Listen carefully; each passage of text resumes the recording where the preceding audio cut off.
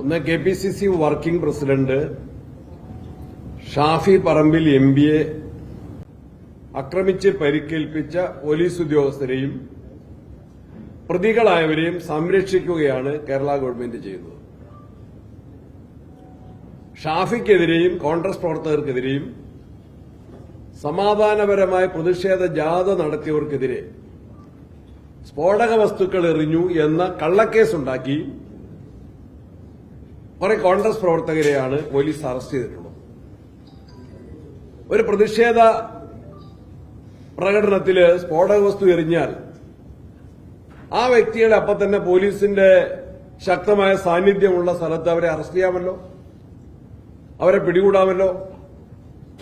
ഷാഫിക്ക് ഗുരുതരമായ പരിക്കേറ്റ് ആശുപത്രിയിൽ എത്തിച്ചു.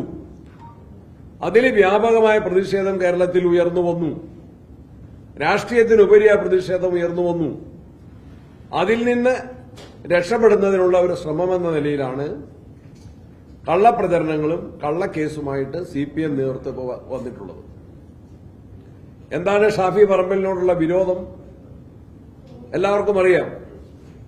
CPM കേരളത്തിലെ 20 പാർലമെന്റ് സീറ്റുകളിൽ ഏറ്റവും ശക്തമായ വിജയം പ്രതീക്ഷിച്ച ഒരു സീറ്റാണ്. ഏറ്റവും പ്രതീക്ഷയോടെ നിർത്തിയ സ്ഥാനാർത്ഥിയെയാണ് ഷാഫി പറമ്പിൽ വൻ ഭൂരിപക്ഷത്തിൽ പരാജയപ്പെടുത്തിയത്.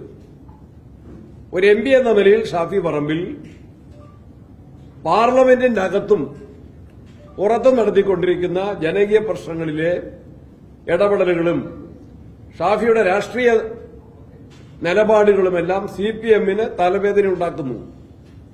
ഷാഫി പറമ്പിൽ അതിശക്തനായ ഒരു നേതാവാണ് എന്ന് മനസ്സിലാക്കിക്കൊണ്ടാണ് CPM അദ്ദേഹത്തെ കായികമായി ഇല്ലായ്മ ചെയ്യാൻ ശ്രമിച്ചുകൊണ്ടിരിക്കുന്നത്. അതിനെ കോൺഗ്രസ് പ്രവർത്തകർ എല്ലാ ശക്തിയിലും നേരിടുക തന്നെ ചെയ്യും. ജനങ്ങളുടെ ശക്തമായ പ്രതിഷേധം കേരളത്തിലെ സർക്കാരിന് അവഗണിക്കാൻ കഴിയില്ല. EP ജയരാജന്റെ ഇന്നലത്തെ പേരാമ്പ്രയിലെ പ്രസംഗം അത് അർഹിക്കുന്ന അവഗണനയോടെ ഞങ്ങൾ തള്ളിക്കളയുകയാണ്. EP ജയരാജൻ ഇന്ന് CPMന്റെ ഒരു പ്രസംഗ തൊഴിലാളി മാത്രമാണ്. അദ്ദേഹത്തിന്റെ സീനിയോറിറ്റി അവഗണിച്ചുകൊണ്ട് LDFന്റെ കൺവീനർ സ്ഥാനത്ത് നിന്ന് മാറ്റാൻ എന്തുകൊണ്ട് CPM നിർബന്ധിതമായി?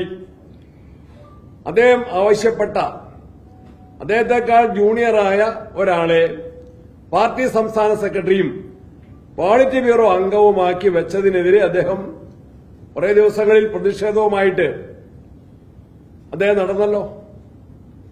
നിസ്സഹകരണമായിട്ട് അദ്ദേഹം നടന്നല്ലോ. അതിനൊരു പരിഹാരം ഉണ്ടാക്കിയില്ല. അപ്പൊ അദ്ദേഹത്തിന്റെ ജൽപ്പനങ്ങളെ, വെല്ലുവിളികളെ അത് അർഹിക്കുന്ന അവഗണനയോടെ ഇന്ത്യൻ നാഷണൽ കോൺഗ്രസ് തള്ളിക്കളയുന്നു. ഷാഫി പറമ്പലിന് ഒരു പോറലേൽപ്പിക്കാൻ CPMന് കഴിയില്ല. പോലീസിനെ ഉപയോഗിച്ചു പോലും നടത്തുന്ന അക്രമങ്ങൾ അവരുടെ ബലഹീനതയാണ് വെളിവാക്കുന്നതെന്ന് ചൂണ്ടിക്കാണിക്കാൻ ഞങ്ങൾ ആഗ്രഹിക്കുകയാണ്. പിന്നെ പ്രധാനപ്പെട്ട ഒരു കാര്യം, മുഖ്യമന്ത്രി വിദേശ പര്യടനത്തിനായിട്ട് പോകുമ്പോൾ അദ്ദേഹം ഒരു വാർത്താ സമ്മേളനം നടത്തി. അദ്ദേഹം സ്വീകരിക്കുന്ന നിലപാടെന്താണ്? മകളുടെ കാര്യത്തിൽ വന്നപ്പോൾ അദ്ദേഹം നിയമസഭയിലാണ് പ്രസംഗിച്ചത്. ആ യഥാർത്ഥ കാര്യങ്ങളിൽ നിന്ന് ശ്രദ്ധ തിരിക്കാൻ വേണ്ടി മകളുടെ കമ്പനി ആരംഭിച്ചത് ഭാര്യ റിട്ടയർ ചെയ്തപ്പോൾ കിട്ടിയ ആനുകൂല്യങ്ങൾ കൊണ്ടാണെന്ന് പറഞ്ഞു. യഥാർത്ഥ വിഷയം എന്തായിരുന്നു? കരിമണൽ കമ്പനിയിൽ നിന്ന് വീണ വിജയൻ ജോലിയൊന്നും ചെയ്തു കൊടുക്കാതെ ഇങ്ങോട്ട് കാശ് പറ്റിയിരുന്നു എന്ന കണ്ടെത്തലാണ്. കണ്ടെത്തൽ രേഖാപരമായി നിൽക്കുകയാണ്. അതിനെ സംബന്ധിച്ച് ഇപ്പോഴും കേസ് നിൽക്കുകയാണ്. കേസില്ലെങ്കിൽ എന്തിന് വീണ വിജയൻ കർണാടക ഹൈക്കോടതിയിൽ പോയിട്ട് ഇപ്പോൾ ഹർജി ഫയൽ ചെയ്തിട്ടുണ്ട്. അപ്പൊ കേസ് നിലനിൽക്കുകയാണ്.